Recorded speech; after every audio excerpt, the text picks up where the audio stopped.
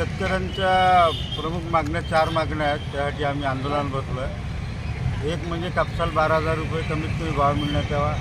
आज परिस्थिती अशी आहे, दर्यापूर अंजनगाव तालुक्यातली जे पराठीचे पेरे एक लेट झाले। अति पावसामुळे पीक कोणतंच वाढून नाही राहिलं। पराठी आजही हितभराच्या वर आहे, तर साहजिकच 50% उत्पादन आजच घटलेलं आहे। सोयाबीनवर कुठं शेंगा आहेत, कुठं नाही आहे, अशी परिस्थिती आहे। आज 42 रुपये भावात राष्ट्र मागणी अशी आहे की त्या 42 रुपये भावातून आज 3,000 रुपयाची सोयाबीनची बॅग कास्तकाराला विकत घ्यावं लागते। 3,000 रुपये सोंगायचे आहे, 1,000 रुपये पेराई खर्च आहे, एक तणनाशक आहे, 2 त्याला खताचे पोते द्यावं लागू राहिले। या 17-18 हजार रुपये त्याला खर्च आहे आणि इकडे 5-20,000 रुपयाच्या शेतकऱ्याच्या पदरात सोयाबीन भेटून राहिलं। 2,000 रुपयासाठी जर कास्तकार शेती करत असेल तर अर्थ कश नाही, शासन कुठे काही लक्ष देऊन नाही।